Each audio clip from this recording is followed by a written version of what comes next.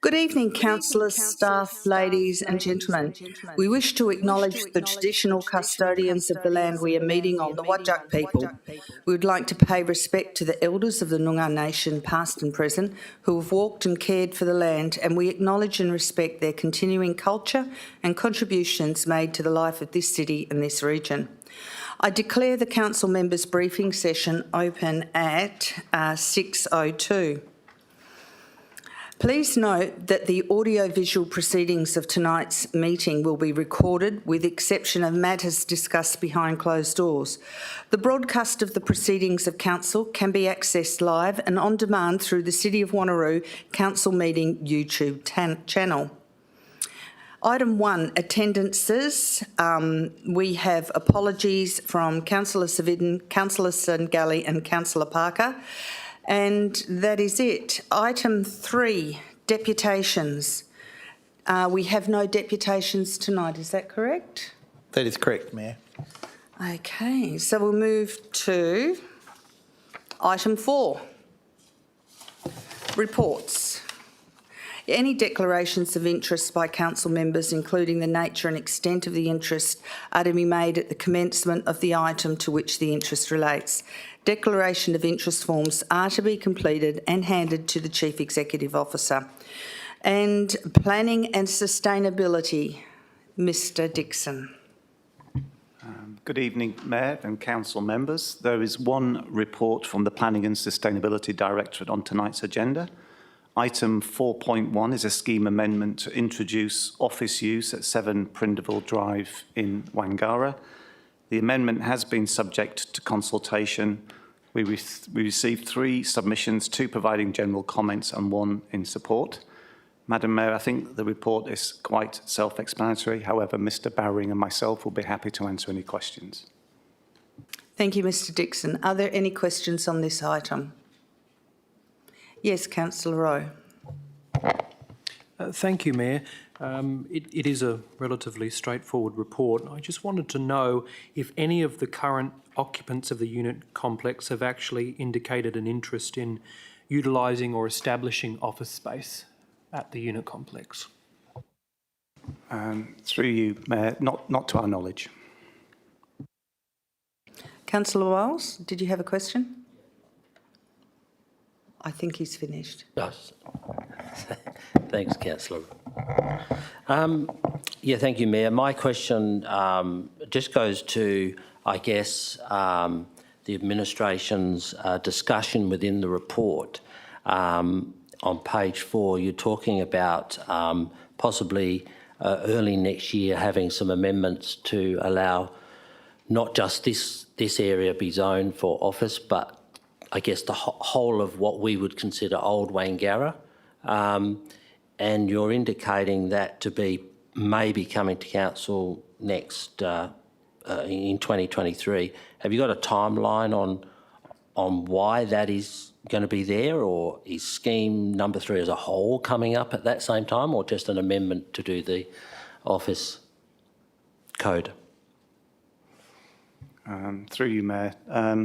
So, as indicated in the report, I think administration's intent is to consider this matter as part of the local planning strategy, which is currently being prepared, and then consider also in the new Scheme 3. In terms of timeline, the report indicates that we'll be looking to bring the local planning strategy to you early to mid next year, and then the scheme will follow that. The time frame for the finalisation of that depends on the number of submissions and the Commission's consideration of the new scheme and the new local planning strategy. Okay, just one final one. With this particular amendment, which is amendment number 203, and obviously the council dealt with this way back in February, and it's been to the Commission and come back. I just wanted to understand some of the timelines on whether it had taken a slightly longer period of time to get here, because it was straightforward at the time, and I was just trying to understand whether or not we're dealing with these in a relatively short period of time. Through you, Mayor. So the application was lodged in February. It came to council in April. It was subject to consultation in the middle part of this year, and obviously we're bringing the report back to you now. So it's a standard kind of time frame for this to be considered. It's not an unusually lengthy process given other scheme amendments. Thank you. Yes, Councillor Baker. Thank you, Madam Mayor, through the Chair to Mark Dixon. Mark, I've referred to page 4 of the agenda under the heading Detail in relation to this agenda item. There's reference in paragraph 2 in the third line to the following, and I quote, "The majority of this area is considered to be ancillary to the primary industrial land. However, some constituted standalone offices, or some may constitute standalone offices." In other words, offices where the office is not simply an ancillary use of the predominant use, which is industrial. Are you able to just give a rough estimation as to what that, or the total area of that parcel of land or parcels of land would be that would permit standalone offices, please? So, through you, Mayor, standalone offices aren't permitted. It's currently an ex-use within the current scheme. What we are indicating in there is that there are existing offices, the majority of which are ancillary to other general industrial uses within Wangara. Having said that, there may be other offices that are existing that haven't obtained a relevant approval. Administration hasn't done an audit. We haven't proactively gone out to identify where or if there are those offices that exist. That isn't the approach that administration has taken with compliance in Wangara up to now. Yes, Councillor Baker. A final question, thank you, Madam Mayor, through the Chair, once again to Mark.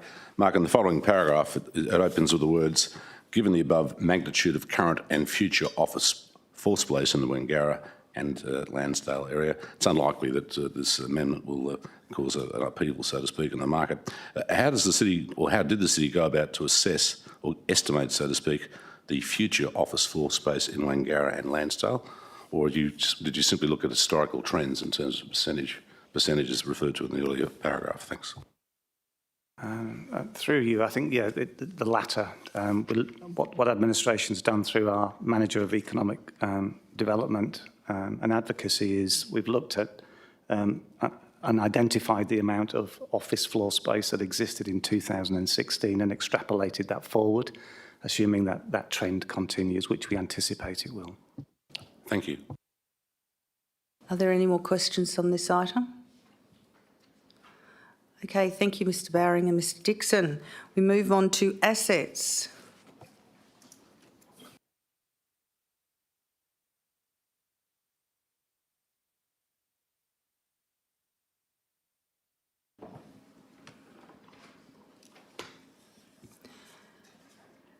Mr. Singh, are there any items that you'd like to speak to?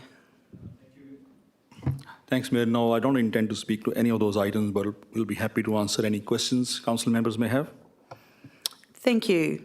I'll go to item 4.2, the petition. Are there any questions on this item? Yes, Councillor Berry. Thank you very much, Mayor. I'm just wondering if I could be told how many people were in the petition that took place in 2021. I realise we've just had another one submitted, but how many were in the original petition? And then looking at admin do support to do some traffic management along Burt Street, Beverley Crescent and Hall Road. Do we not think that the traffic problems then might move to McFarlane Avenue and Graham Road? And would it be better to look at all the roads and take an holistic view rather than just put in traffic calming on some of the roads, not all of the roads? Because from my mind, we've already got traffic calming on Ocean Drive. We then put it in the streets 2 above, and we're just going to force people to then be hooning, if you like, along McFarlane Avenue, and some of the residents there have already started raising concerns. So if I could just find out how many people took part in the original petition, that would be good to know. And to also point out that's not in the report, Mindari Drive is actually the bus route. Thank you. Mr. Singh? Yeah. Thank you, Mayor. Yes, I can definitely find out. Look at the previous petition, that how many people signed that particular petition. From traffic management point of view, yes, it does happen that if you try to put engineering solution to manage traffic in one street, there could be some impact on other streets. That does happen, but it depends how much impact there is. When the petition came in for Bird Street previously, it was assessed in accordance with the long-term local area traffic management policy, and it met the criteria, and that was the reason it was recommended that Bird Street should get traffic management scheme implemented, and that's a process we've gone through. But I'm happy to look at the numbers and put that in the report next week. Thank you. Thank you. Any more questions on this item? Yes, Councillor Miles. Yeah, thank you, Mayor. My question was, with regard to the petition and also in the report, it indicates that you got an 85th percentile of speeding on that road. Has administration had any discussions with local policing on that road? Through you, Mayor, yeah, the roads which do have those kind of speeding issues, we do report to police, but I can check that one, this particular has been reported or not. I'm sure it has been, but I'll confirm that. Yeah, because it would be nice to understand whether there's been any policing taking place, because I know that when we dealt with East Road, police then followed up with a bit of a blitz. So it'd be nice to know whether they've done that to remedy that. The other part of my question is, in your report, you're indicating that the road's got a design life of about 3,000 vehicles per day, and it's not even getting 1,000 cars per day, but however the speeding is an issue. Also, the residents were asking for some other roads to be, I guess, cut off, but administration is not supportive of that. Can you just highlight why? Thank you, Mr. Singh. Yeah, through you, Mayor, as explained in the report, there were two petitions. One was previously in historically 2021, I think it was. That's when council approved the implementation of traffic management scheme. There was as a result of that one, we developed some concepts and undertook community consultation, where we did letter drops in Bird Street and also had a drop-in session arranged, where some local community members did attend. Subsequent to that one, when they saw that concept, the new petition came in requesting the same street, Bird Street, to be basically closed in the middle. And the example which is given is this Piper Street, which is further north in Queen's Rocks. That was done 15, 20 years ago. I don't know the full background of why it was done, but Piper Street was cut into basically two parts. There are two cul-de-sac ends created in the middle. So that's the example which has been given in this petition. Given that council has already endorsed a traffic management scheme, and traffic management scheme is likely to address the speeding issues in that particular street, the closing the road is kind of not a desired outcome in this particular case. That definitely will then distribute the traffic in the adjoining streets, and that will create issues there. In this case, by putting traffic management scheme in there, traffic can still use Bird Street going from Queen's Road to Ocean Drive. However, it's not gonna, it may distribute some traffic to local street, people trying to avoid traffic management devices, but it's likely that a majority of people will still use it. But definitely it will control the speeding issues. And just to my last question, before this comes before council next week for further discussion and voting, are you going to let those people that put in the two petitions I know that it's coming before council, so they can have, if they need to, come along and ask questions? Through you, Mayor, I think we have advised the petitioners who lodged the recent petition. The previous one was what they advised when the petition report came in at that time. This is a new petition, is purely asking for Bird Street to be closed, basically in the middle. So, and we have advised them, reports come to council briefing session today and coming to council next week. Thank you. Any other questions on this item? Yes, Councillor Baker. I'll be very brief. Thank you, Madam Mayor, to Mr Singh. Paragraph number 3 of the recommendation states that approximately $400,000 is listed within the long-term capital works program for the construction of traffic treatments in Burt Street. That's during the 23-24 financial year. The suggested treatments, etc., referred to in the report. One such proposed treatment may be a raised platform, I think is the term used, together with the other traditional treatments such as speed bumps, to use the common term, of course. I'm just wondering, that seems to be a whole lot of money for what's being proposed. As I understand, a lot of these speed bumps, the newer versions, of course, is literally bolt on, rip up, so to speak, that don't actually form part of the bitumen surface of the road proper. They're chattels or what have you that are affixed to the road. Thanks. Thank you, Mr Singh. Yeah, thank you, Mayor. Look, this particular street, the concept which is on the attachment 2 on page 20, that shows there are 4 different type of treatments in the street, which is quite unique. Ordinarily, we will implement maybe 1 or 2 different types of traffic management devices in a street. Given the shape of the street and the alignment, both vertical and horizontal, we had to work out what's the best going to work in that particular street. There is a slow point, first one, and the second one is a speed hump. Third one is a minor widening with traffic islands, and then there's a raised plateau.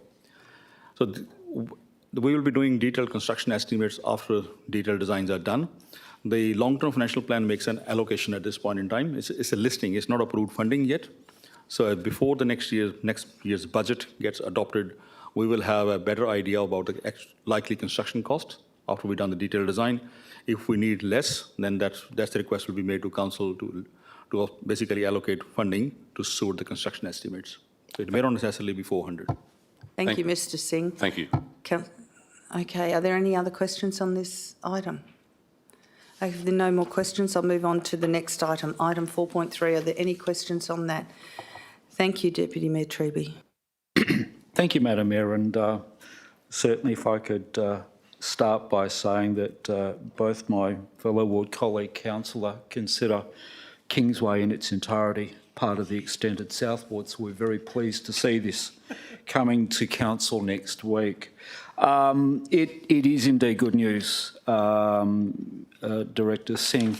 I just have one question with respect to the provision of the Sylvania Raptor LED light fittings, which is the basis of the amended budget. And we all realise the current state of the construction industry, mostly around the costs of construction, the labour costs, shortage of labour. But the other critical component, of course, is the supply of product. Is there a high level of confidence that there's not going to be any hold up in the supply chain with ensuring that there are adequate supplies of that particular Raptor LED light fitting?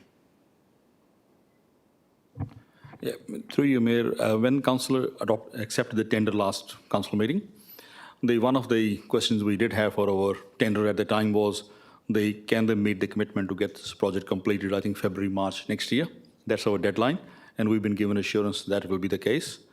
But given that you raised this question, I'll go back to the contractor now and ask that again. Can they give us assurance about delivery of this project on time?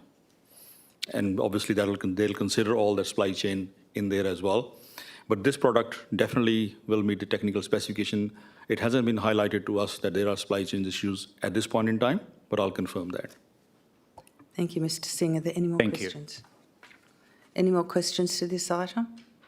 Yes, Councillor Miles. Yeah, thanks, Mayor. The only question I had with the Director, are these newer lights, are these able to be ramped up from 50 to 100 lux, or are they just a fixed standard lux output? Through Mayor, my understanding is they can be done. The functionality-wise, what was proposed in the original tender, accepted tender, and this one is exactly the same. Functionality will be same, it's just a different product. Thank you, Mr Singh. Any other questions to this item? If there are no more questions, thank you, Mr Singh, and I'll move on to community in place.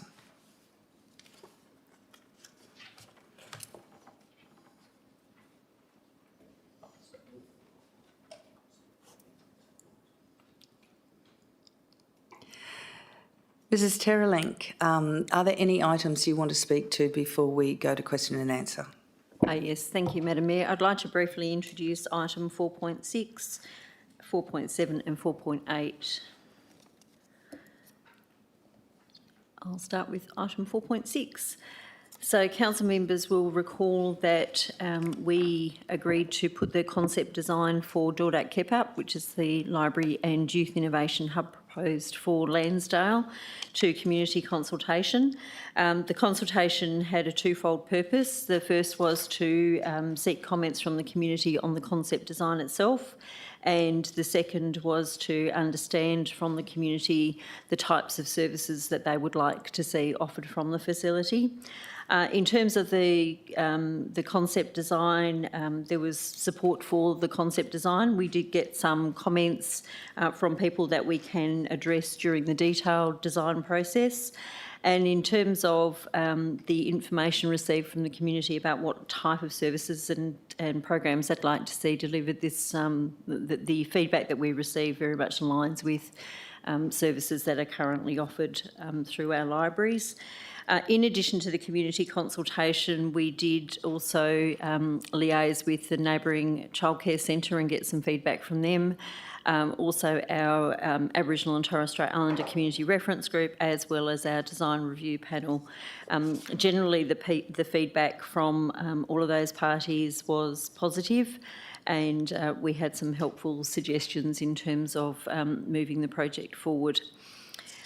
So the intention is, with the agreement of council, would be then to move from concept design to detailed design, aligned with the concept that is included in attachment 2 to the report. And Thank you, happy Ms to take any Terling. questions. Are there any questions to this item? Yes, Deputy Mayor Treby.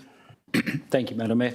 And Mrs Director Terrell-Link, if I can take this opportunity to once again congratulate you on such a marvellous location that's been chosen for this library.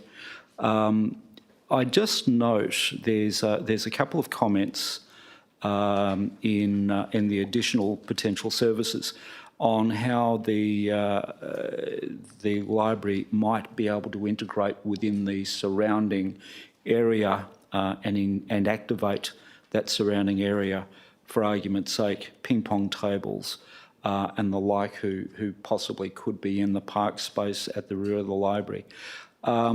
Is our administration open to looking to expand or look at possibilities on how to engage between the future library space and the surrounding natural environment?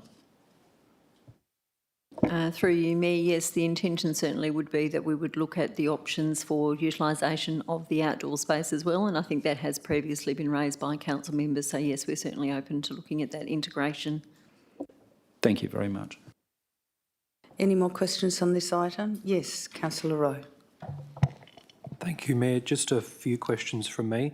The first is in relation to the services or the activities that were listed as popular or selected by the people who participated in the consultation on page 60. Director, can I just clarify that those are in order of preference? I know it's listed in the attachments, but as in that the preference for library with books, magazines, etc. was selected by the highest number of people.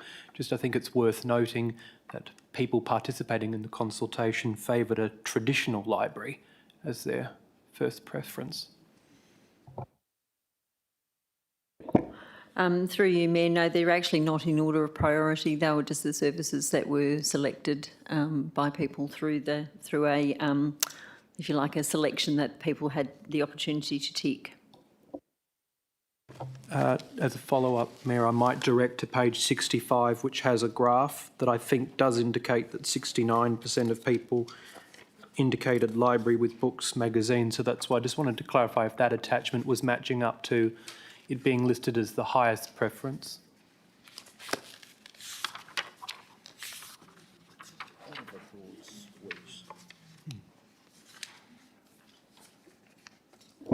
Through you, Mayor. Yes, that would actually indicate that that is the case in terms of the feedback that we received. People were asked to choose their top 6, I believe, services, and early childhood programs, libraries with books and magazines, community-led social events, and the science, technology and mathematics were the highest rating.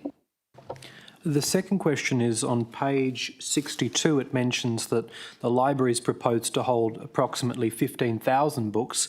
Is that relatively the same compared to the existing library facilities we have across the city?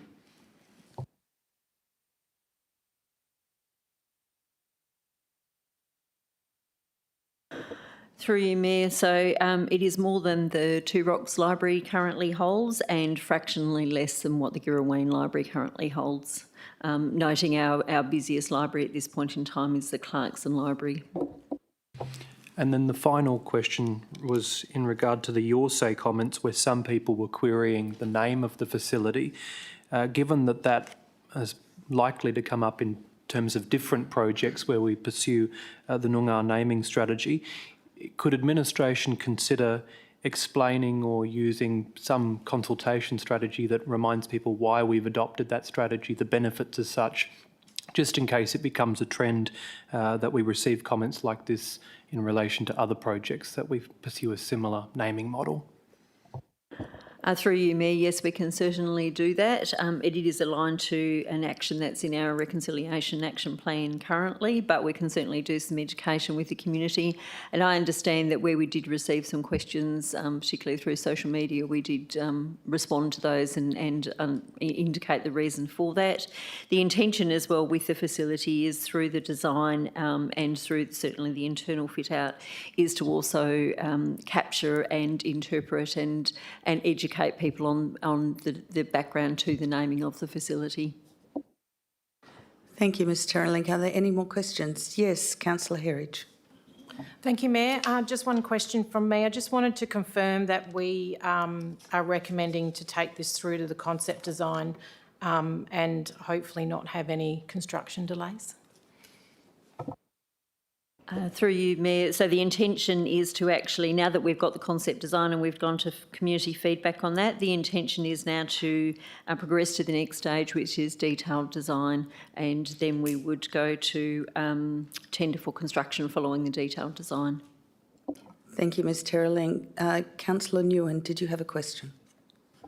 This is a significant project with $10 million proposed for the site, and we only have 55 people that responded.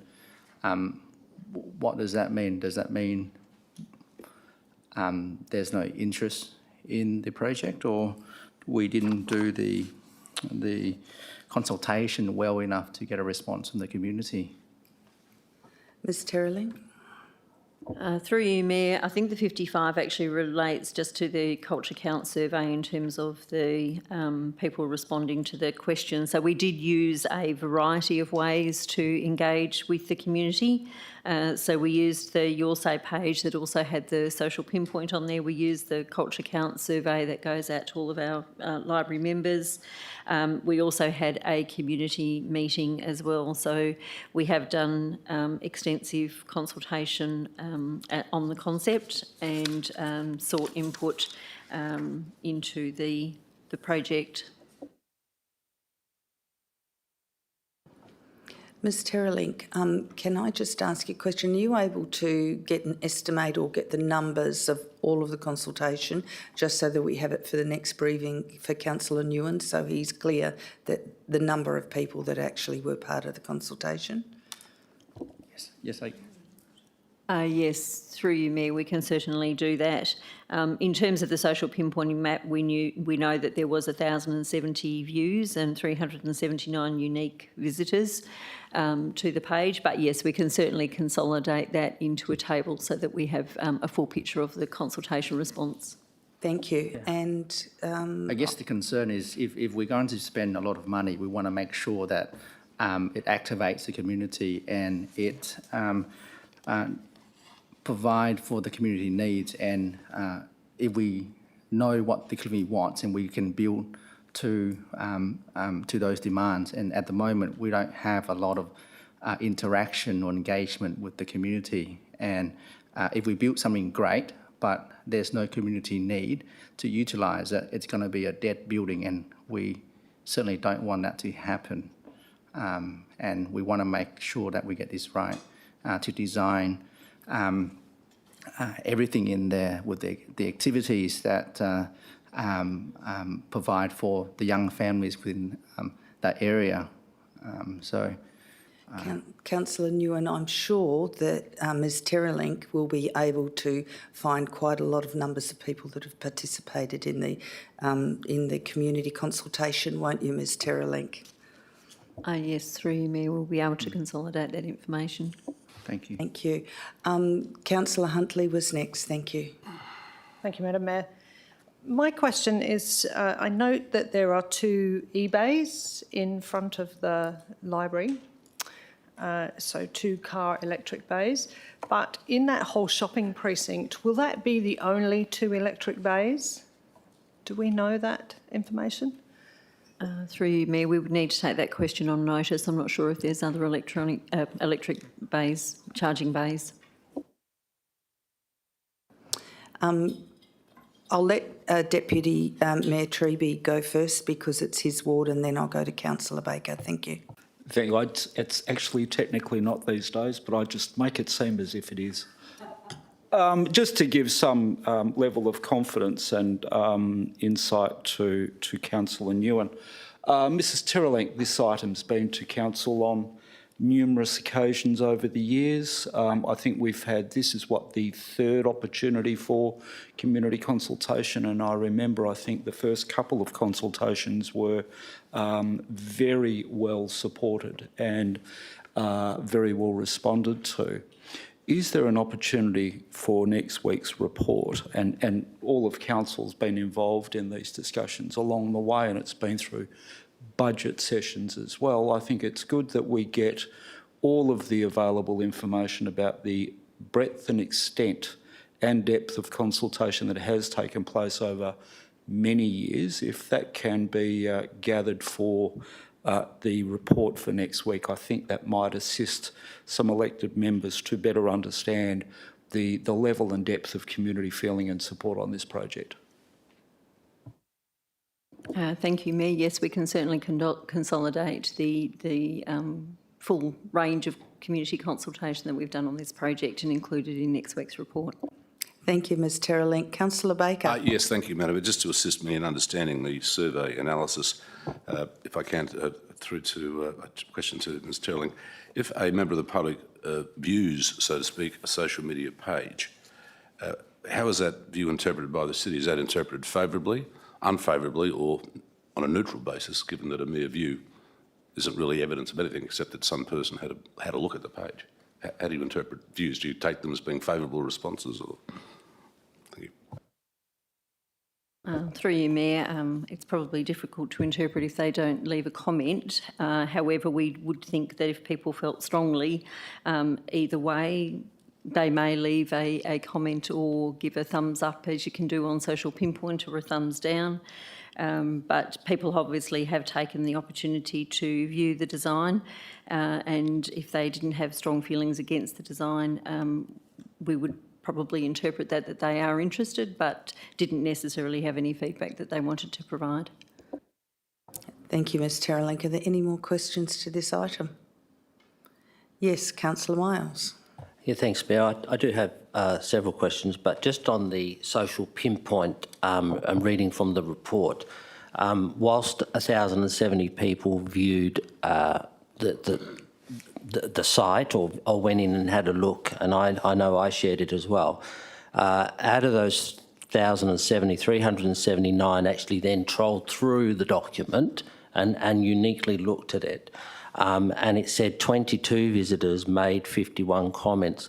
I guess my question is the 51 comments made by the 22 people, is that just the 55 community members, or is that addition to the 55 community members? Through you, Mayor, that's in addition. So the consultation has been broken down into the different ways that people have contributed. So as indicated, we'll produce a table for next week's report that includes the full consultation numbers. Thank you. My other question I had, which I sort of found a bit strange, on page 61, under the Kardinji Court meeting dot points, the second dot point, was that dot point put in there on purpose for a reason? Has there been discussions about that as in any part of the consultation? Through you, Mayor. So the design, the concept design, and also just to follow up on the naming of the facility was referred to Ni Katajini Court for their input. And I guess what they've indicated is, given that this is the first opportunity that the city's taken to name a facility with Aboriginal naming, that to avoid references to things that may be seen to be, I guess, not aligned to that thinking should be avoided, which has apparently happened in other facilities where that's occurred. So that was the feedback directly from the community reference group. Okay, I just found it strange it was in the report, because I don't think this council or the city administration have ever done anything like that. So I was just a bit not understanding why it was in the report. I'm not even going to say what it is, but anyway.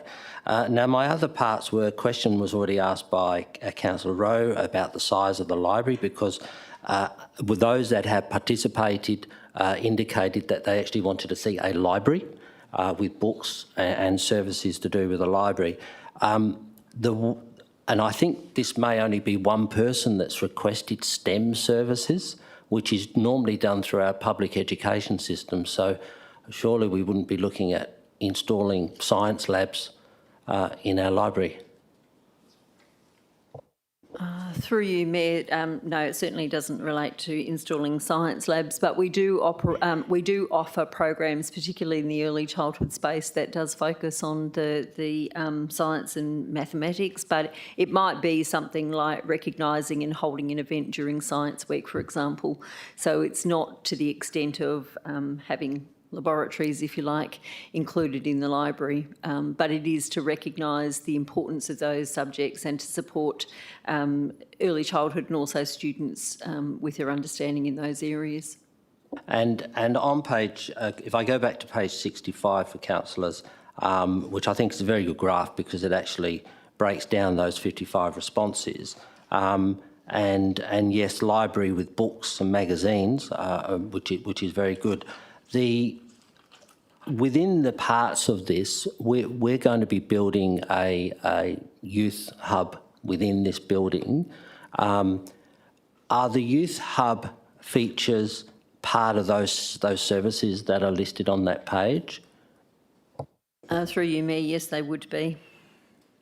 Because I note some things that I would expect to be in a youth hub haven't really scored very well at all, which is the sound engineering, the podcasting lab, the gaming area, the digital literacy. That doesn't seem to have highly rated, when I would have thought we would have been encouraging that sort of thing in that electronic youth hub, which is really what it's all about. So maybe you could give us a bit of feedback on and how those questions were dealt with. I'm assuming it's a standard question. Thank you. Thanks for the question. I think part of the issue with the numbers and what you're asking is people have an expectation of what a library looks like. This won't look like a traditional library because libraries have moved on from that look. So I think you have to kind of look at two different mindsets in terms of many people, they want books in a library and there will be books. But recording studios and podcast studios are not things that libraries traditionally have, but they are going to have in the future.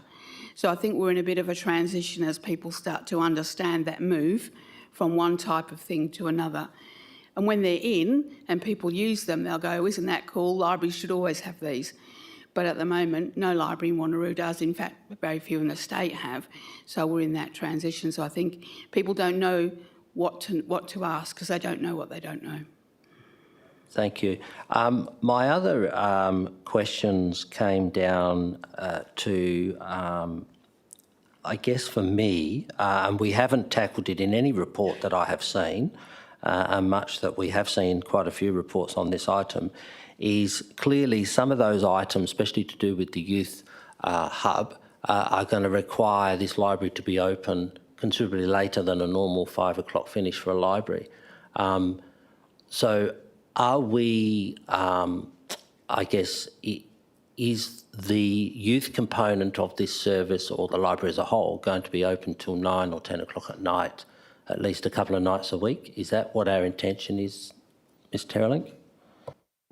Through you, Mayor, the intention is certainly to have spaces that can be accessed after hours. Whether those spaces are staffed or not will depend, but certainly the intention is to have the facility designed in such a way that you can access certain parts of both the library and the Youth Innovation Hub after hours, which is also becoming more common with other facilities, particularly in the eastern states, where you can access those facilities after hours with the use of a swipe card, as we do with places like the Girraween Hub, for example, where the user groups there can actually access after hours without staff needing to be there. So that would certainly be the intention with this facility.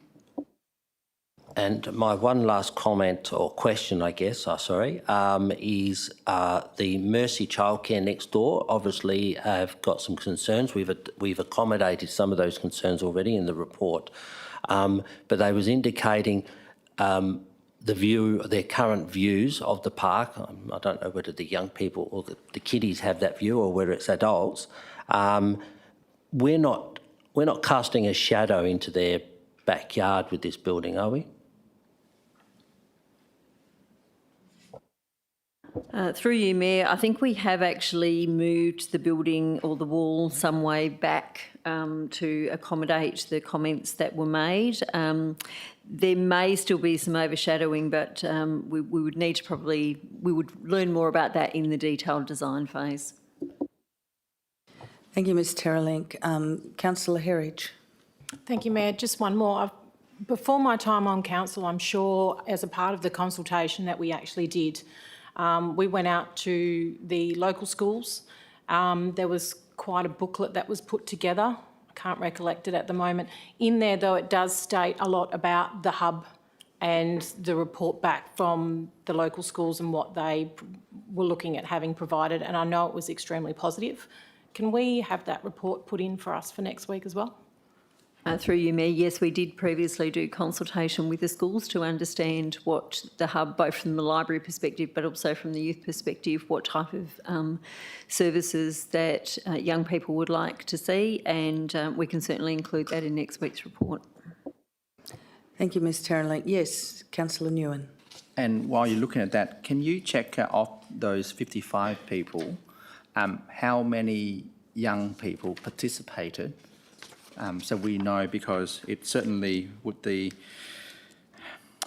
percentage that we were not expecting, like Councillor Mao has raised, we hope to obviously develop a library that reflects truly what the community wants, rather than possibly a skewed result that would what we have here. Through you, Mayor, yes, if we have that information in terms of the age ranges, we'll include that. Thank you. Thank you. Are there any more questions for this item? Yes, Councillor Huntley. Thank you. I've just got one question. On that, on the survey results, there seems to be, the actual questions are actually cut off, and there's little dots. So that's attachment 4.6. That will be on page 65.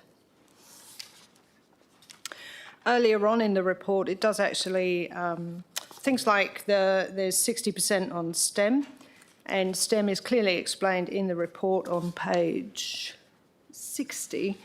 But if we could have that,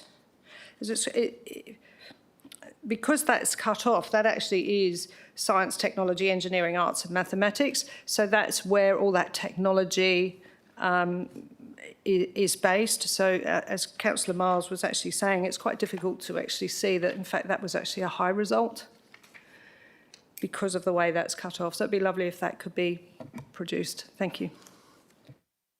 Thank you, Councillor Huntley. Any more questions on this item? There are no more questions. Ms Terrelink, would you like to go on to item 4.7? Yes, thank you, Madam Mayor.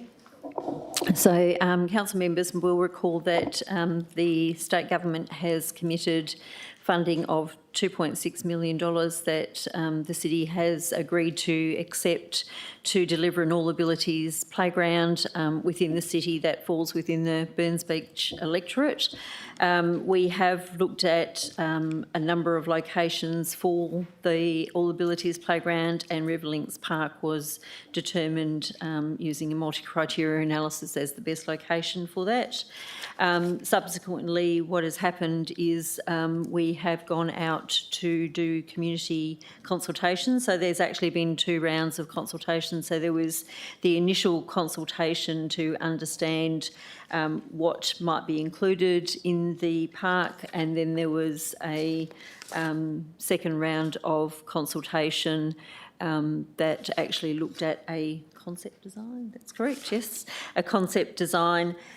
So we're now bringing this back with the results of that that engagement or further engagement with the community, and then we're looking to progress the guiding concept design to detailed design for this particular project. Thank you, Ms Terralink. Are there any questions to this item? If there are no questions to this item, we'll move on to item 4.8. Thank you, Ms Terralink. Thank you, Mayor. So this report relates to the installation of a basketball pad in Longford Park in Darch. We had previously, were going to go ahead with installing the basketball pad. However, we had undertaken the consultation back in 2019, and then because of COVID, the project hadn't progressed. Given it had been some time since we had done the consultation, we did go out and do a further round of consultation. And as a result of doing that consultation, we did get 9 results to the actual second round of consultation that we undertook. 8 were supportive of the installation of the basketball pad, and 1 was not.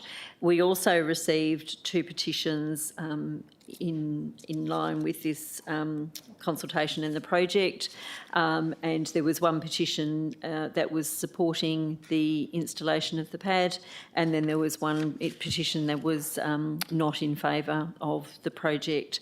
So this report really outlines the responses that we've had to the community consultation that was undertaken, as well as the petitions that we've received.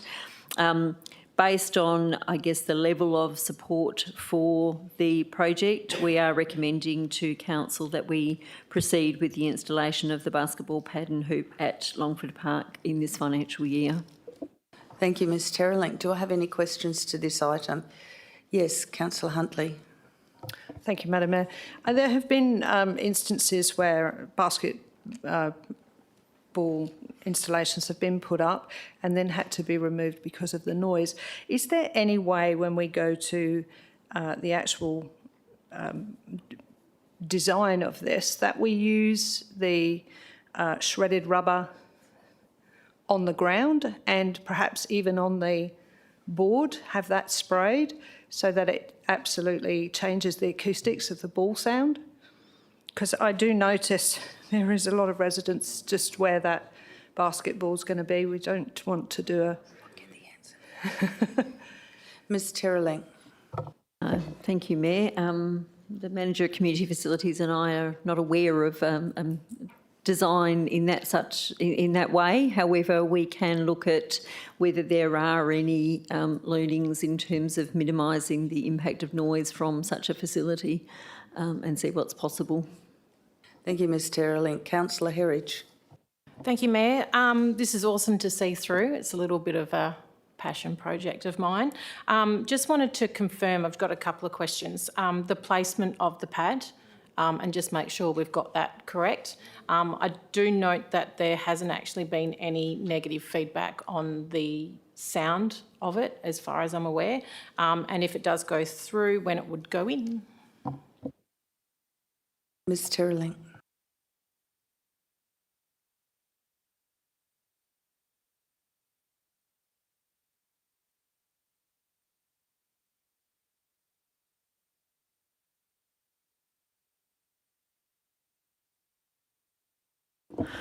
Through you, Mayor, so the location that's indicated on attachment 2 is the confirmed location, certainly at this point in time.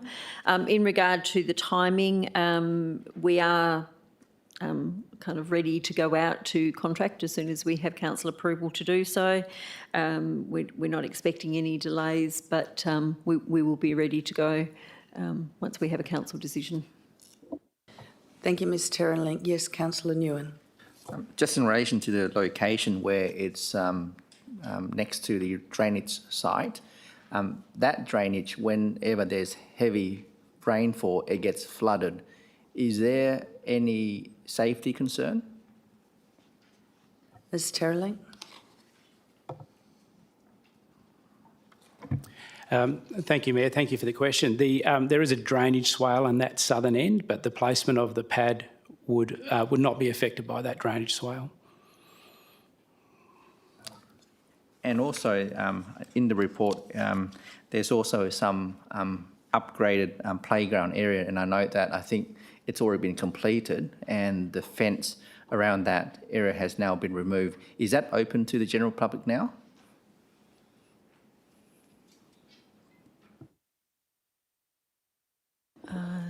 Through you, Mayor, I'm not sure whether the Director of Assets may be able to confirm if the playground's available as yet. Mr Singh. Thank you, Mayor. No, I'm not aware of the exact timelines, but we can check. Thank you. Any other questions on this item? Yes, councillor Berry. Thank you, Mayor. I just would like to know, from the 12 people who have put a petition in against, do we know where they live? Do they actually live along Longford Park? Because it does say that they're not in favour of this installation for several reasons. Are we aware of those reasons? And is one noise, as Councillor Huntley has referred to the noise? I mean, the 58 that want it, they might not even live alongside it, and the 12 who don't want it might actually have it right outside their front door. So it'd just be nice to know where the petitions came from in relation to addresses if we've got that information. Thank you. Thank you, Mayor. In regard to the reason for the petition, that's actually specified in the report. It doesn't actually indicate why they're not in favour. It just says we're not in favour of this installation for several reasons, but it doesn't articulate what those reasons are. In regard to the location of the petitioners, both in support of and against, we can certainly include some information in next week's report. Thank you. Thank you, Ms Terrelink. Yes, councillor Herridge. Thank you, Mayor. Just to help Director Singh out, the playground is open. It was open today, and I've already had messages and phone calls and lots of photos of kids, adults, dogs. Everyone's having a great time, so awesome. Thank you. Are there, yes, councillor Miles. Yeah, thank you. I actually had the noise issue, obviously, with the City of Joondalup having such a big issue with their pad because it was put down. I noticed this one's around about 34, 35 metres away from those front doors on that side of the... Is there a reason why administration are angling it that way and maybe not placing it at a different angle and maybe more central to that parkland, because it is a small, skinny park? Mr Clem. Thank you, Mayor. We can look into the why the pad is angled like that. I think factors such as setting sun would be a consideration to how a basketball pad is positioned and angled. But in terms of the exact location on the park, we'll look into that and add some more information into the report for next week. Thank you. Are there any more questions to this item? If there are no more questions, I'll go through community in place. Oh, yes. Deputy Mayor Treby. Thank you, Mrs Terrelink. I note the questions with regard to the potential for noise of a half-court basketball court placed in public open space, which is predominantly used for recreation. Are there any, and this could possibly be seen as a tongue-in-cheek question, are there any other viable locations one might put a recreation-based facility such as this, maybe in a bushland setting that's used for public open space? It's probably rhetorical, but I'll just leave it at that. It's phrased as a question. Ms Terrelink. Thank you, Mayor. In terms of this, I believe that the request actually originally came from a resident to have a basketball pad located in this particular area. And generally speaking, yes, this type of facility would be where we would consider installing a basketball pad. I just raised the question because the very purpose of public open space and the way it's been built through our planning process is to house such facilities. And for individuals who wish to purchase land, build houses on such facilities, there should be an expectation that it will meet its intended use, which is for recreation and sporting purposes. Thank you. Are there any more questions on this item? Yes, Councillor Miles. Just thank you, Mayor. Just to, I guess, a question to Ms Terrelink. As I think last year you had to deal with noise issues with the Carramar basketball courts at the back of St Stephen's because of late night people on those courts. Is that not the case? Through you, Mayor, I'd need to take that on notice. I'm not aware of that. Any more questions to this item? Yes, Councillor Huntley. Thank you, Madam Mayor. With regard to the noise, obviously the noise is created because we've got a hollow ball bouncing on a cement-based floor, plus the board echoes when the ball hits it, because obviously there's nothing behind it. I have seen quite a few acoustic flooring sprayed on in other countries, and it works really, really well. And if somebody picks up a ball at 12 midnight, the neighbours don't hear it. So I do think we need to look into the acoustics of this. We don't want to be putting up a ball post and then find that we have to remove it because the acoustics are annoying all the residents around. And you couldn't get any more residents if you tried around that one. So I do think we should look into that. Thank you. Thank you, Councillor Huntley. I think Ms Terrelink has already said she's going to investigate that, haven't you, Ms Terrelink? Yes, I have. Thank you, Madam Mayor. Thank you. Are there any more questions to this item?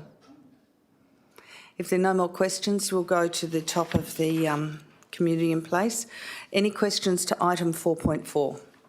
Yes, Councillor Baker. Thank you, Madam Mayor. My question's directed to Ms Terrelink. The Reconciliation Action Plan, or the draft plan for 23-25, of course, is on the agenda for discussion. It's a very lengthy plan, a very comprehensive plan. But as with all plans, normally there are outcomes that are sought to be achieved, and they're quite pointed as well. But in any event, in any case, in terms of every plan I've ever had to deal with, that there are key performance indicators to enable the manager of the plan or the entity implementing the plan to determine whether or not the plan is being successfully implemented. And of course, it may be argued that with plans of this kind, it's not easy to determine success or otherwise, but certainly there must be some KPIs that the city could formulate to make sure that we actually are achieving what we say we're going to achieve, what we hope to achieve, what we will achieve. There must be some way of measuring that partial or even interim success. Is it the case that there are no KPIs in our draft action plan because the Reconciliation Australia RAP template does not include KPIs? Is that the case? Thank you, Ms Terrelink. Yes, through you, Mayor, we are using the template that has been provided by Reconciliation Australia. Normally, in terms of our RAP, there are a couple of ways we report against the actions in the RAP. The first one is to our community reference group, and the second one is that we do report on a quarterly basis through to council members on the performance of the plan. And often when we're looking at our plan on an annual basis, we will also review to understand the annual actions that have been undertaken, so we can determine that we are achieving the deliverables that are included. Thank you, Ms Terrelink. Yes, Councillor Baker. Further question, unless other elected members have other questions. On page 31 of the agenda, there's the title, of course, Community Consultation. It states that community consultation was open in respect of this very important action plan from 23 May to 10 June this year. It states that during this period, the city promoted an online survey and had targeted conversations, etc. In a nutshell, it says that the city received 33 responses to the survey, with approximately 12%, or just over 10% of the 33 respondents identifying as being Aboriginal or Torres Strait of Aboriginal and Torres Strait Islander extraction. Am I reading that figure correct, or is there a couple of zeros missing off the top figure? 12% of 33, 10% of 33. Is that correct? Because if you look at the actual draft document itself, it states that from the city's perspective, it currently employs 18 employees who identify as being Aboriginal and or Torres Strait Islander. Just wondering, how could that be the case? Through you, Mayor, they're actually separate methods of consultation. So the online survey, we had the 33 responses with 12% of those identifying. We also did a separate survey then for our employees. So that wasn't included in the 33 responses, or the 12% that was separate to that. And if I can, as a supplementary, Madam Mayor, could we have the stats for that, or the percentage stats for that, a different type of survey, please? If that could be, if those statistics could be incorporated in this agenda item report for the next council meeting. Ms Terrelink. Yes, thank you, Mayor. Yes, we can include that feedback from the employees into the next week's report. Yes, Councillor Baker. I thank you through the Ms Terrelink. Once again, on page 32 of the agenda, it's noted under the heading Statutory Compliance, and I quote, whilst it is best practice, there is no legislative requirement for a local government, including the City of Wanneroo, to deliver a RAP. Now, I realise that, of course, this is a case where the city does have the discretion as to whether or not to deliver and continue to deliver a RAP and implement it and carry all costs of an incidental to that. But I've just noticed at the end of the draft RAP, under the heading Aboriginal and Torres Strait Islander Cultural Materials Reparation Project, the city is, in effect, the city has maintained a register of its Aboriginal artefacts. It has consulted with local Aboriginal people, Whadjuk people within the region. Many of the items do not have any connection with the Aboriginal region, given that they were accumulated by Mr James Turner back in the early 80s. And it was a private collection, of course, which was handed to the city's museum. Note down the bottom, we're now accepting responsibility for, in respect of those items which have no connection with Wanneroo, we're basically going to go to the whole of Australia with a special external reference group and try and identify and determine who the current, true, correct, lawful custodial owners of these artefacts are. Now, as I said, that's going to be a very expensive process, particularly even if one simply, if you like, advertises or displays photographs of the various artworks which clearly have no link with Wanneroo, according to our experts. That will take a considerable amount of time, and there will be considerable cost, particularly given the need to establish yet another external reference group. Just wondering what your views on those points are, please. Ms Terrelink, thank you. Yes, through you, Mayor. It is a commitment we made under the Reconciliation Action Plan, our previous one, to repatriate those items where we could back to the rightful owners. What we are doing is using very much an online environment in order to do that. And so far we actually haven't had to establish an external reference group, but we do have it available online for people to view if they believe that they own the, or maybe the traditional owners of those artefacts. And we're using very much an online environment in order to reduce costs as much as possible with that particular project. Thank you, Ms Terrelink. Yes, Councillor. Final question, thank you, Madam Mayor. And Ms Terrelink, just to confirm, if you can, please, that by the term true owner, you mean the true owner in terms of the Aboriginal cultural sense, not someone who may have purchased the item in question at an international art auction, so to speak, overseas or somewhere within Australia. I take it that's what you mean. Otherwise, it brings into issue the whole notion of ownership under the common law system. Thanks. Ms Terralink. Yes, through you, Mayor, that's certainly the intention, to repatriate it to the traditional owner. Thank you, Ms Terralink. Councillor Rowe, did you have a question? Thank you, Mayor. Before I ask my question, I just wanted to point out a typo in the report on page 30. In the paragraph before consultation, it says the city's proposed RAP 2023 to 2035, when in actual fact it should say to 2025, given that it's a 2-year RAP. The first question's on page 31. It talks about the fact that staff were able to participate in a survey to be able to share their feedback. Ms Terralink, are you able to clarify whether staff were able to participate confidentially, in the sense that they did not have to disclose their name and position title, so they could share their feedback in its true raw form? Ms Terralink.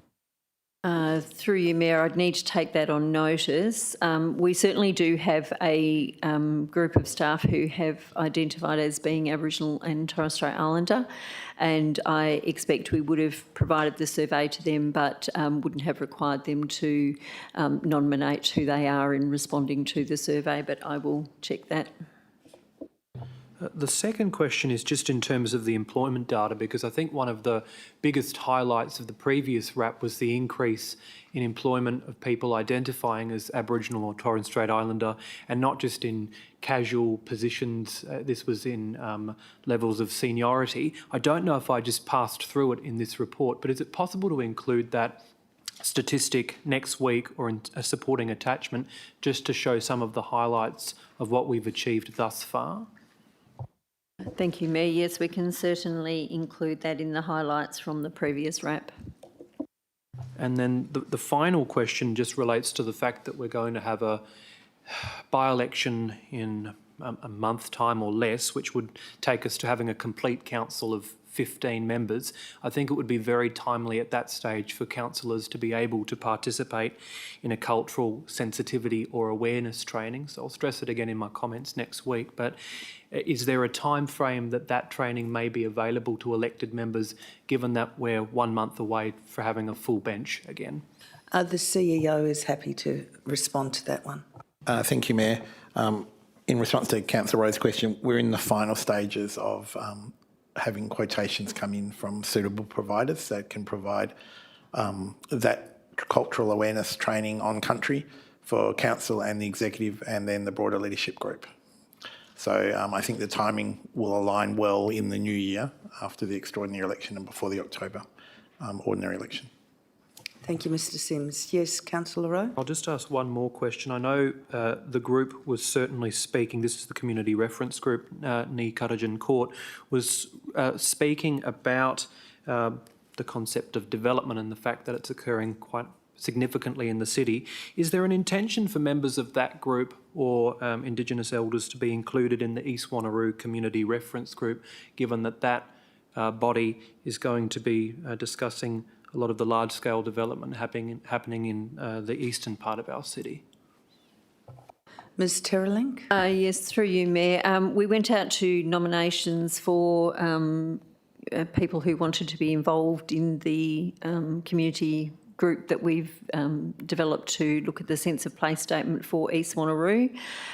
While I don't believe we got any people from Aboriginal and Torres Strait Islander descent, we certainly have got someone on there who also sits on the Ni Karajan Court group. But there will be opportunity through the sense of development of the sense of place statement to also engage with and ensure that we're consulting with Aboriginal people in the development of that sense of place statement to ensure that we capture the importance of that particular region in terms of Aboriginal heritage and culture. Thank you, Mayor. Thank you. Yes, Councillor Baker. Thank you, Madam Mayor, through the Chair. Just one final question, Ms Terralink, if I can. Just referring to page 2 of the draft RAP, it's the third paragraph from the bottom. It states in effect that the RAP 18, 19 and 2021 saw the city recruit an Aboriginal employment advisor. Was that recruitment conducted on the basis that that advisor is or was a third-party consultant, or is that advisor actually an in-house employee of the City of Wanneroo, please? Ms Terralink. Through you, Mayor, the person is actually directly employed by the city. Thank you. Thank you. Are there any more questions? Yes, Councillor Miles. Yeah, thanks, Mayor. My question just goes back to the artefacts that we wish to return to whomever they belong to. Is there a timeline that the city is going to process that? And if the city can't, and I guess the second part of the question is, if the city, after a certain amount of time, can't find a person to take those back to home country, is there a mechanism been put in place to deal with that at a local level? Through you, Mayor, I would imagine that given that the collection was gifted to the city, it would stay with the city, and really it was the opportunity to offer the owners, the original owners of the artefacts, the opportunity to reclaim them if that's what they chose to do. However, I would expect that the collection will remain with the city until such time as that occurs. Thank you, Ms Terrelenk. Are there any more questions on this item? Yes, Councillor Baker. Thank you, Madam Mayor. Just to follow up to Councillor Miles' question, on page 46 of the agenda, which incorporates page 14 of the draft wrap, in terms of the repatriation project we've just been speaking about, it states in a single line on a standalone page, this project is the first of its kind undertaken by local government authority. Full stop. The city looks forward to seeing the objects returned to their rightful owners. When it says the first undertaken by a local government authority, does that mean in the state of Western Australia or in the Commonwealth of Australia and its territories, please? Ms Terrelenk. Through you, Mayor, I'd need to take that on notice. I would imagine it's definitely Western Australia, but I'm not sure about Australia-wide. Thank you. Are there any more questions on this item? If there are no more questions, I'll move to item 4.5, Community Funding Program, Flagship Fund Application Amendment. Are there any questions on this item? Not a question, Mayor. Just to declare that I will be declaring an impartiality interest. Thank you. Any questions? If there are no questions, I'll move on to the next item, which is item 4.9, I think. Any questions to item 4.9? Yes, Councillor Baker. Thank you. I'm not sure who these questions should be directed to, the city's in-house legal advisor or the CEO, but I've had a quick look at the Bushfires Act. I've looked at the existing bushfire local law and, of course, the new draft. Of course, the new draft doesn't simply seek to, once passed, doesn't seek to simply amend the existing local law, which dates back to February 2001. It repeals it, expressly repeals it and replaces it. What I'm concerned about, and I think I know what the answer is, but it's not spelled out in the new local law. Surely you would think that any existing bushfire brigade, as of today's date, does not have to reapply under these what will then soon be new local laws to be established as a bushfire brigade. I would have thought that's the case, but usually there's a clause which says, headed with the word savings, it says all pre-existing approved bushfire brigades shall be deemed to be continued to have been approved under these local laws. There's no such clause, and also there's no transitional provision clause as well, which refers to what happens during the interim period in the, if you like, in the twilight years of or time of the repealed local laws up to the formal commencement of the new local laws dealing with bushfire brigades. Just wondering if can Dan or the city's in-house lawyer just respond to that? I assume that's the intention, but it's not spelled out. If this is intended to, if the local laws are intended to apply prospectively, I can understand that, but also surely they would retrospectively be deemed to recognise any pre-existing bushfire brigades duly appointed prior to the new local laws being adopted by the city, please. Thank you, Councillor Baker. Would you like to speak to that, or Ms Terrelenk? Through you, Mayor, my understanding is that the bushfire brigades are actually promulgated under the Bushfires Act, and then the local law applies to them. But my understanding is that the head of power, if you like, for establishing the bushfire brigades comes from the Act, not from the local law. Thank you. Would you want to respond as well? I need to, through you, Mayor, I concur with Ms Terrelenk. I will seek some further advice from Mr Berkeley Hill, but my understanding is similar, the head of power to create the brigades falls under the Act, and then this provides some management options post that. If I can. Thank you, Through the councillor Chair. Baker. Through the Chair, thank you. Clause 2.1 of the new proposed local laws, bushfire local laws, state that a local government may establish a bushfire brigade. It's the local government which establishes the bushfire brigade, not the state government. The state government gives the power to establish a local bushfire brigade to a local government. The other question I have too is in relation to the protection of local bushfire brigade members. Now, Just a moment, Chris, can we just answer that first question, if possible, or take it on notice? Just clarify that one before we go further. Thank you, Mayor. I think, as I indicated previously, I will seek some further advice from Mr Berkeley-Hill in terms of the transitional arrangement question, which I think Councillor Baker was referring to, not seeing in this new local law. Thank you, councillor Baker. Go ahead. sorry if I can, Madam Mayor, and I think the CEO just missed one other point, and that is that it's the actual local law which will establish bushfire brigades. If you look at clause 2.1, 2.3, I'm sure everyone's read the new proposed law, but it's self-explanatory. The other concern I have is the protection and status of members of local bushfire brigades. The previous or the current local laws refer to each brigade having a constitution. Now, just because a brigade has a constitution doesn't mean that it's incorporated either under the Associations Incorporation Act or under the Local Government Act, like WALGA purports to be currently, or under any other act. So, and I've had a look at the Bushfires Control Act as well and the associated regs, and it seems to me that in reality, the bushfire brigades under the new local laws will in effect be the sub-bodies within the City of Wanneroo in terms of the City of Wanneroo's umbrella of responsibility.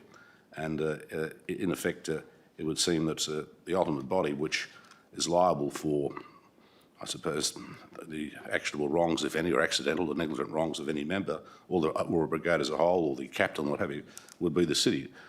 Would Dan like to comment on that? Because I think we need to give bushfire brigade members protection, and I think we need to make it very clear that if we have the power to do that, we should do it, or we should have a clause within the local laws that makes it clear that we will, in effect, indemnify local brigades and their members 100%, so to speak, across the board, respective of any legal action.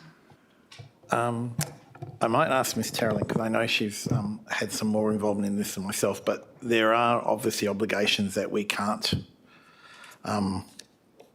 absolve to others, but in regards to Councillor Baker's specific comment, I might ask Ms Terrelling if she has a view. Yes, through you, Mayor. So the volunteers as members of the brigade are in fact City of Wanneroo volunteers. My understanding is that the brigades are not incorporated for the purposes of the Associations and Corporations Act.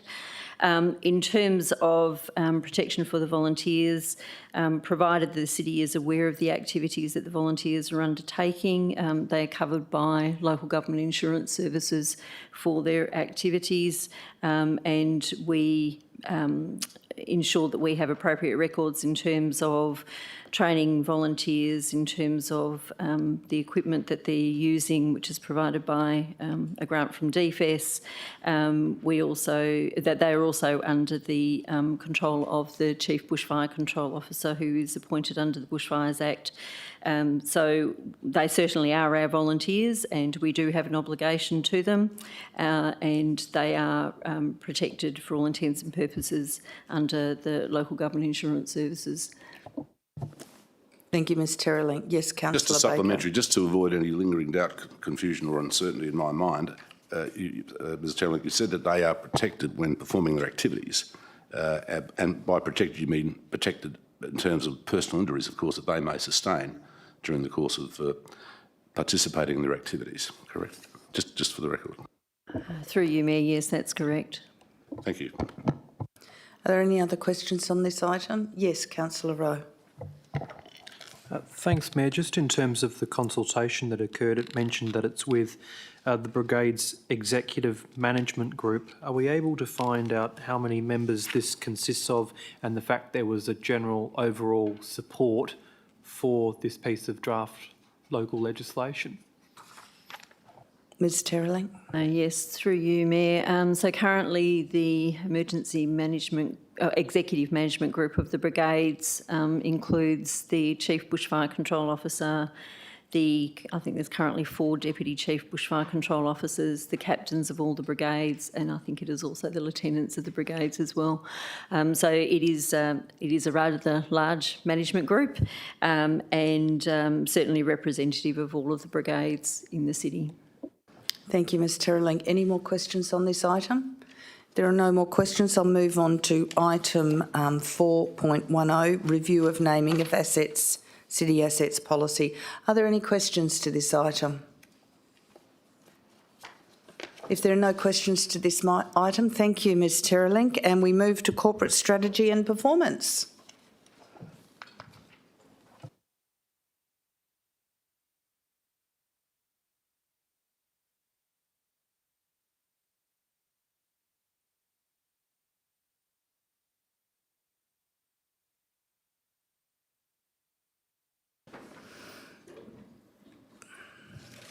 Good evening, Ms Jennings. Is there any items that you'd like to talk to in this agenda? Thank you, Mayor. I just want to highlight something in the first item, which is 4.11, if I may, please. Yes, go ahead. So I just want to raise to the Council's attention that on pages 140 to 141, there is an absolute majority recommendation for some updates of capital funding. Otherwise, it's the normal financial activity statement for the month of November. Oh, sorry, the month of October, isn't it? Yep. Happy to take any questions. Thank you. Do we have any questions to item 4.11? Yes, Councillor Miles. My question, I guess it's one of my bugbears.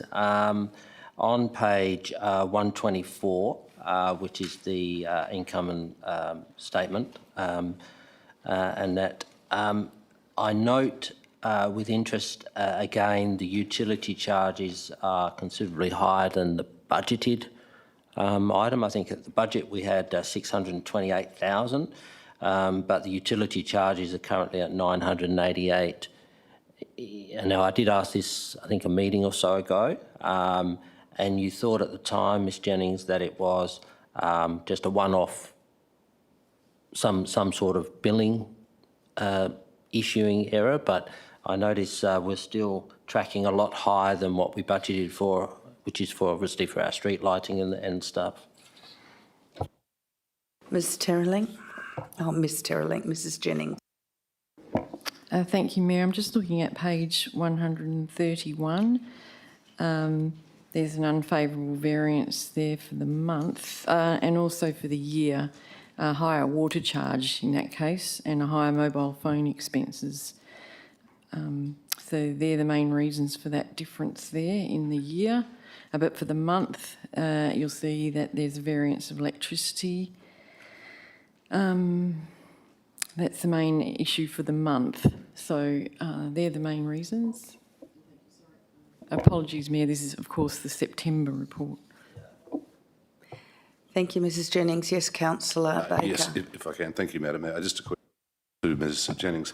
Going back to page 124 of the agenda, the statement of comprehensive income by nature or type for the period ending 30 September 2022.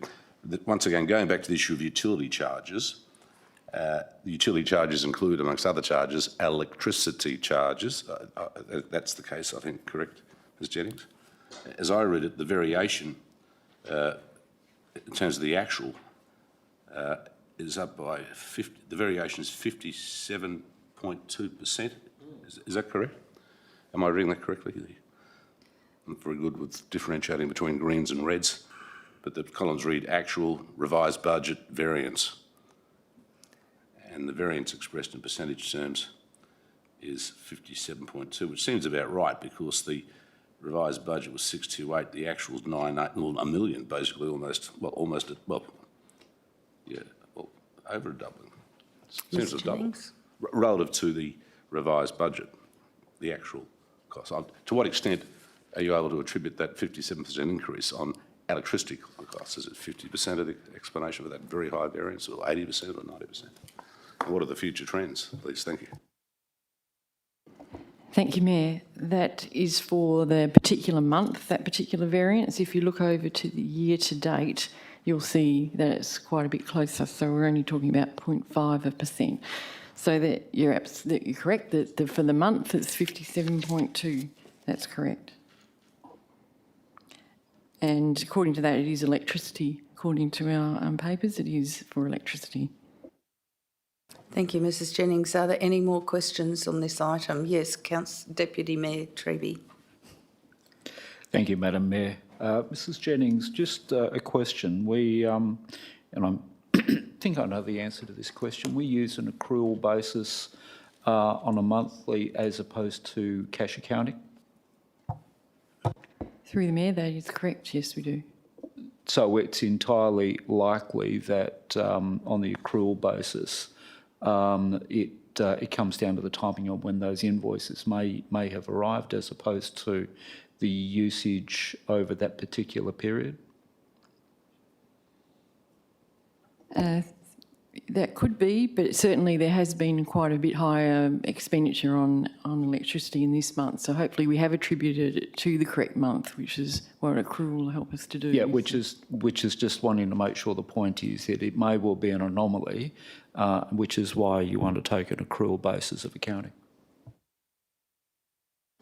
Thank you. Any other questions on this item? Yes, Councillor Herridge. Thank you, Madam Mayor. Just a couple of questions from me. Page 137 on the capital changes. Just wanted to check. You've got two items that you're taking money or sending money across to help out. Just wondering what the delays were, being that there's enough money there to help those two out. Does that also mean that we're returning to a little bit more of a stable environment? Through the Mayor, are you talking about the money for Hinkley Park? Yes, so while there's a minor delay, that's actually, I'll probably take that out because it's not totally relevant. The main point is that the construction estimates have come in and we're very confident about having enough money for Hinkley. I think it was allocated more money because we were worried about the economic climate, but we have got good estimates come in now, so we're able to, with confidence, suggest that some of that money go to the other items that are needing more funds. Thank you, Ms Jennings. Councillor Berry, you got a question? Thank you, Mayor. I've got three questions and they refer to page 122. And it's basically to do with the favourable variance. So we've got a favourable variance on materials and contracts of 5.7 million. Are these delayed materials and contracts of 5.7 million to be caught up later, or is it actual genuine savings? Thank you. Through the Mayor, yes, we do expect to catch up on those. It's often the case that we're a little bit behind in materials and contracts at this point of the year, so there is every intention to catch up. Thank you. The second one is we've received extra money from rates of 827,000. Is that because we've got more homes in our area than we thought we were going to have?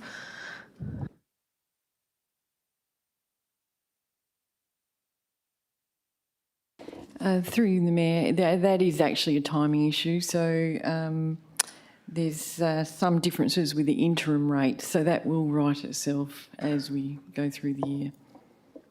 Okay, thank you. And the last one is the savings for the employee costs of 662,000. Is that due to vacancies to be filled because we're short-staffed? Because quite often we hear as councillors we haven't got enough staff and now we're not spending as much as we thought we would be on staff. Thank you. Through the Mayor, that is absolutely correct. Also on page 129, there are still a number of vacancies that are yet to be backfilled. Thank you. Thank you. Are there any more questions on this item? Yes, Councillor Nguyen. Can we just go back to the higher electricity expenses that's on page 131? Do we know what the bulk of the usage relates to in terms of the city's assets? Is that contributed by flood lighting or community hall or street lighting that's causing that higher usage? So Sorry, Mayor, yes, I'll have to take that on notice. I haven't got the granular details with me.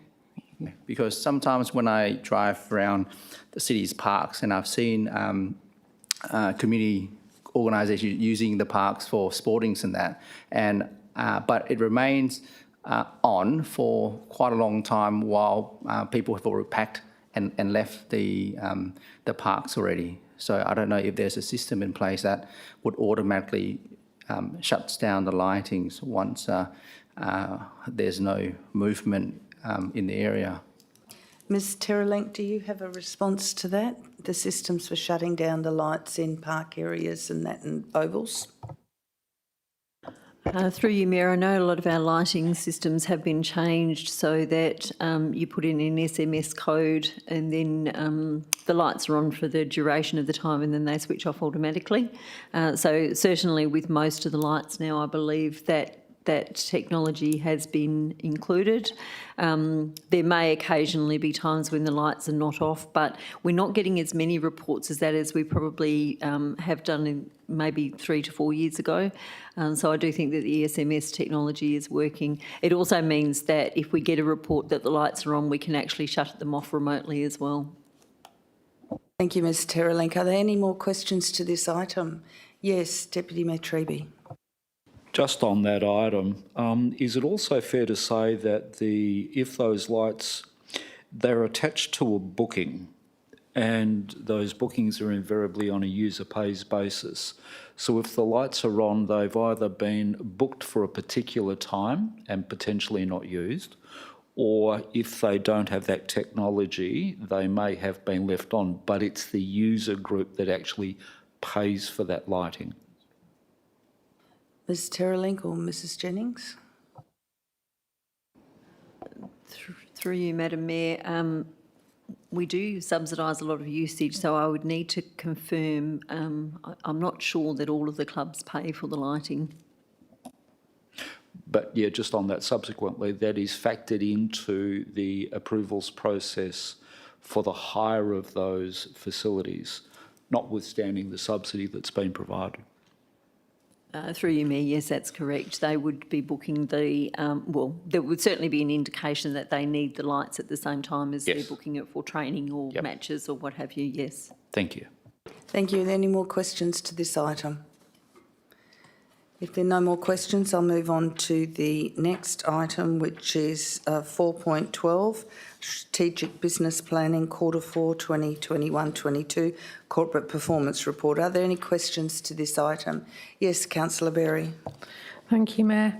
And my question relates to the paragraph that's detailed .4, and it refers to 3 of the top projects were on target with spending their relevant budgets and 7 had a current year budget variance underspend of more than 20%. And this is the corporate performance report. So really it's like the KPIs, but is would not be a true sort of saving or where management's done better, because surely those projects are part of the projects that have got to be caught up that we've just referred to in the previous item. I'm just trying to understand, is that a genuine, like your KPI that you've saved that amount of money, or we are going to have to deliver that later? And it's timing. Thank you. Ms Jennings. Thank you, Mayor. Yes, in general, those top projects are all projects that need to be completed and they would be carried forward as part of the budget. I can find the list is also in the report if we wanted to look at them, but they're all really major projects that will continue. Thank you. Thank you. Are there any more questions to this item? If there not, yes, Councillor Nguyen. I note in the summary that we've only really achieved 80% of our target compared to the status of 96% at the same time last year. And part of the reason is that the city experienced the global challenges during the 2021 and 2022. Are we expecting our target to suffer any further disruptions, or are we looking at improving our performance in the following quarter? Through the Mayor, this is actually the fourth quarter report for the 21-22 year. So we now have a new set of corporate business plans which was adopted in June, and we've already had one. We're about to report the first quarter to the Audit and Risk Committee. So I haven't got that in front of me, but we'll be able to look at those. They're different targets for this year than last year. Ms Jennings, I have a question. As 80% has been completed to the end of the financial year, was this because of supply chain issues and labour issues, and that's what we had to deal with in the last 12 months, and that's why it's less? But I think you would have to agree as well that we've done really well considering what's happening in the current economic climate to get 80% of our projects completed. Could you please report on that?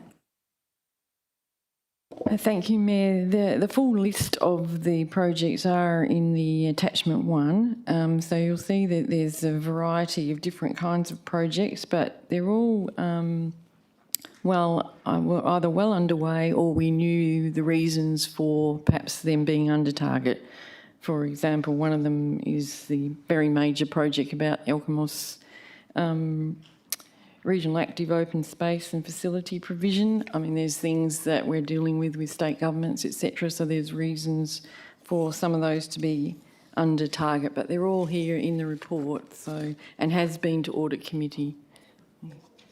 Thank you. Any more questions on this item? I think there's just a small typo on page 163. I think reference to goal 2 should be goal 6.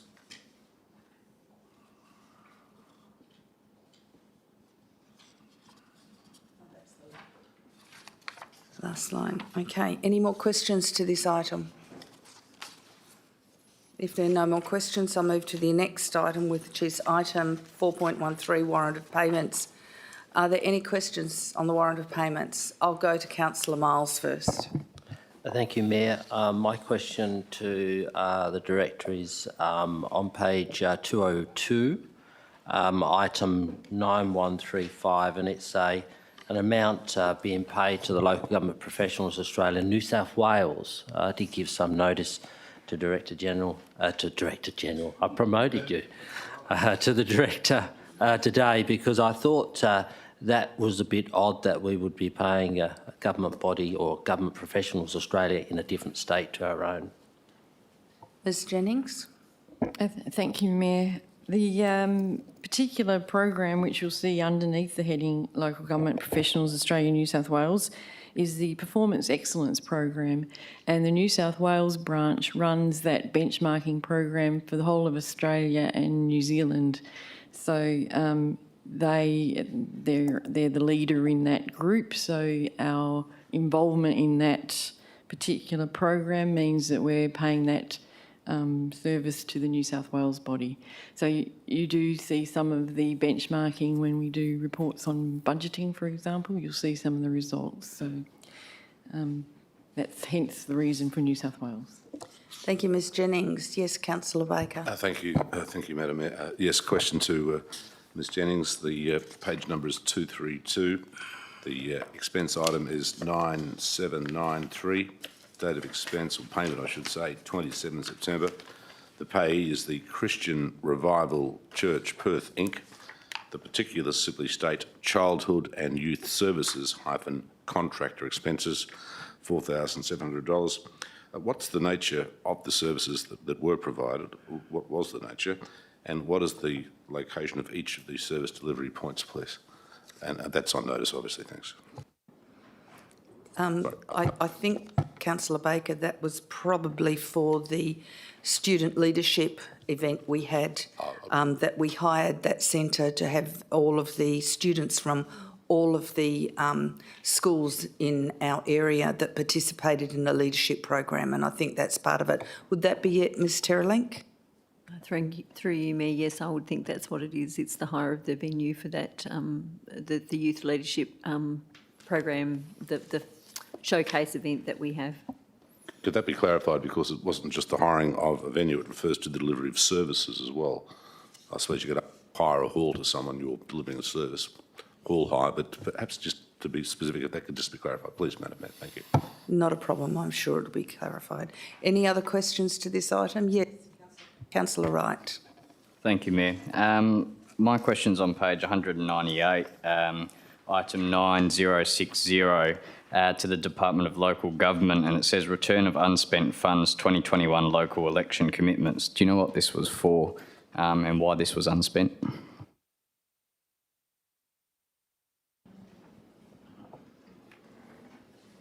Apologies, Mayor, what was the number again, please? 9060.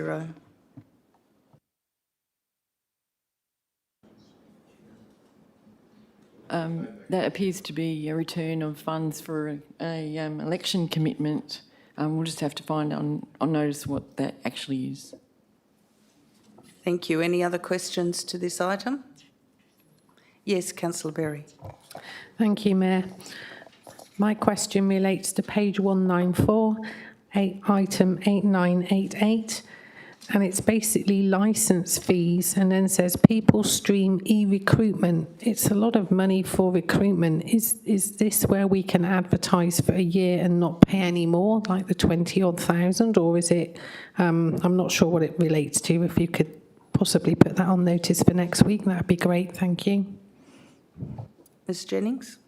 That's the licence for one of our computer systems for, actually, it is the recruitment system and a few other HR systems that we pay for. Thank you. Councillor Nguyen, have you got a question? You've still got your mic on. Well, I might as well ask a question in relation to, I was just looking at item on page 242. There's a training course, Australian Institute of Management, for $1,053.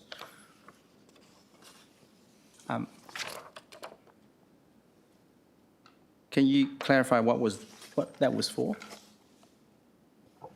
Ms Jennings? Thank you, Mayor. I'll take that one on notice.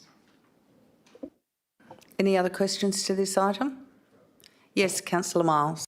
My question is more probably, Ms Jennings, with regard to, I guess, process. So I noticed that obviously when the city is paying employees, that doesn't get listed in this warrant of payments, correct?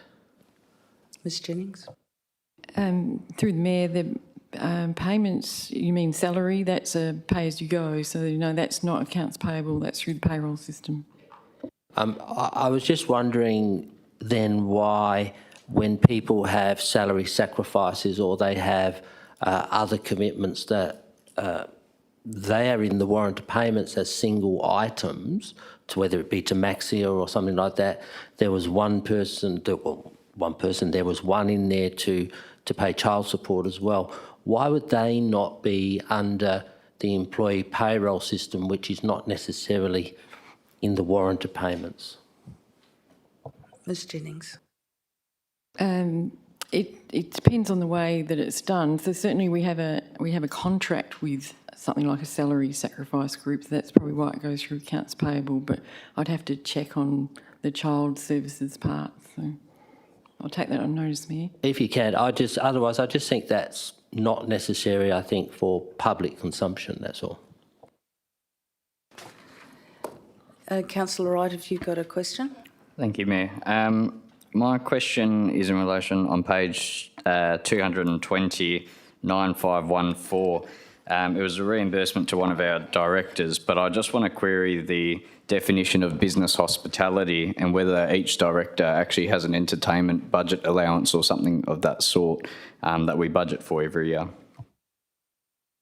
Ms Jennings?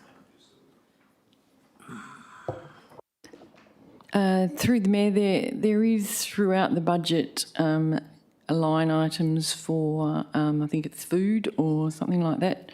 So it's very minor, refreshments or, because it's often a business meeting that might be held, so things like that. But it's very small. Thank you, Ms Jennings. Any other questions to this item? If If there are no more questions, we'll move on to property services. The proposed lease to the Return Services League WA branch incorporated for the shed and storage area at 935 to 937 Wanneroo Road, Wanneroo, in brackets Enterprise House. Are there any questions to this item? Yes, Councillor Baker. Just to give notice of my intention to make an impartiality declaration at the next meeting, the ordinary council meeting. I'm a member of the Yanchep-Turock sub-branch of it, a member of the RSLWA for about 32 years. Even though this particular lease involves the parent body, the state body, sub-branches are just that. They're basically like committees and not separately incorporated. So I'll be declaring an impartiality interest at the ordinary council meeting. Thank you. Thank you, Councillor Baker. Any questions? Yes, Councillor Huntley.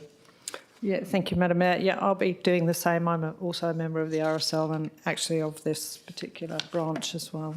So I'll be doing an impartiality next week. Thank you. Any other comments to this item?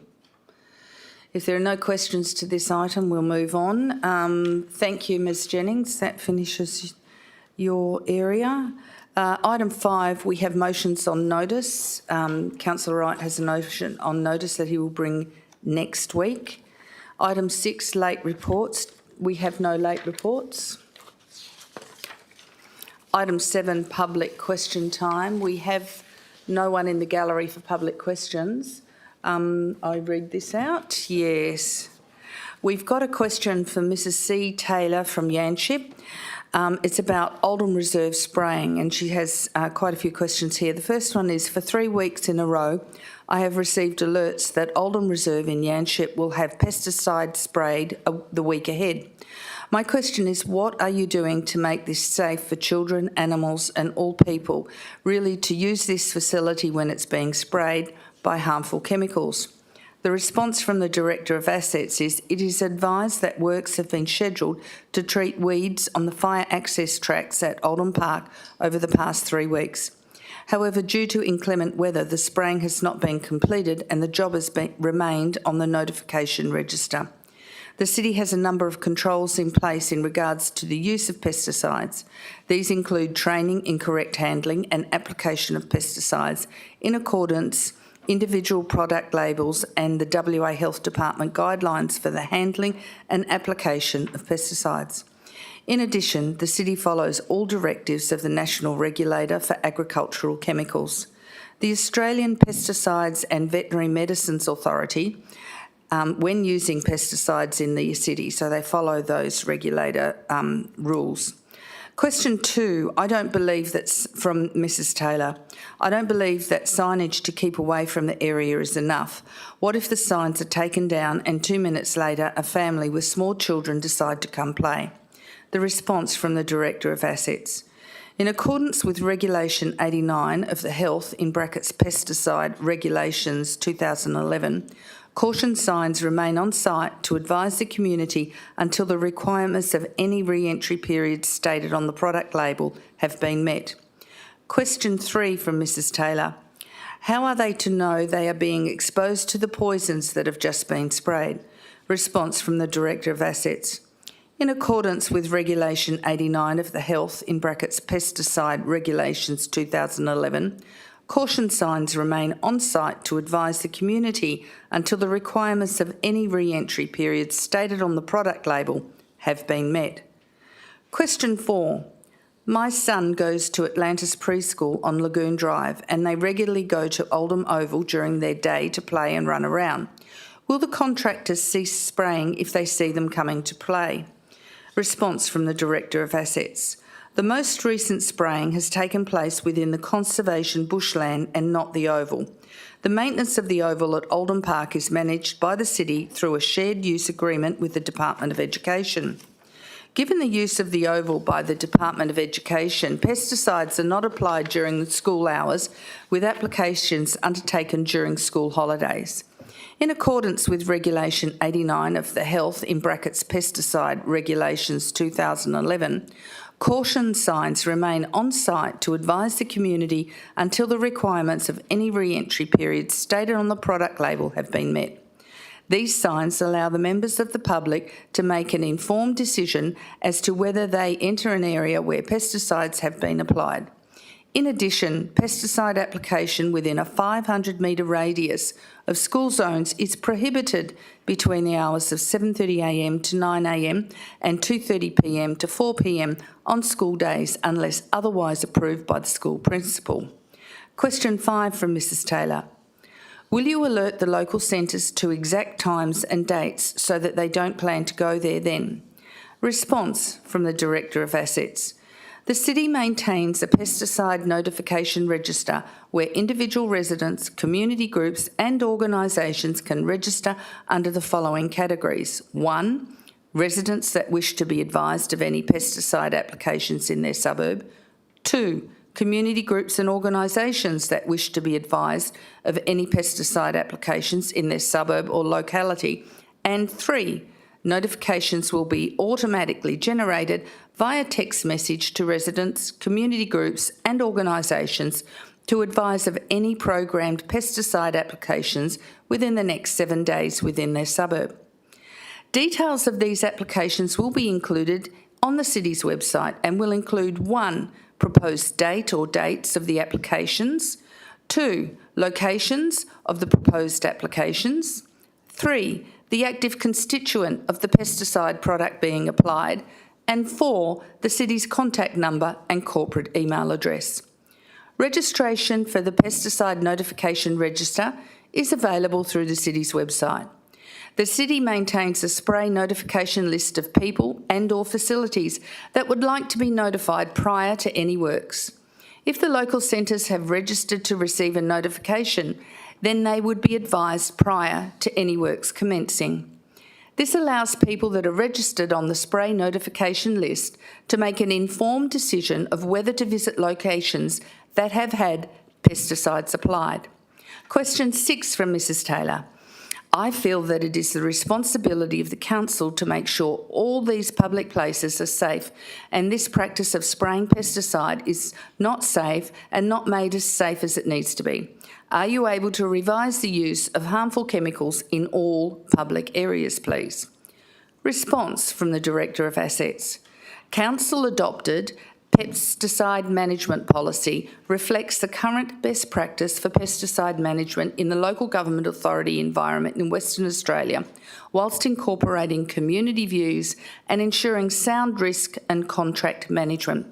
The objective of the policy is to ensure that the City meets its environmental, legal and community obligations for pesticide use on the land it administers in a manner that is environmentally, socially and economically responsible.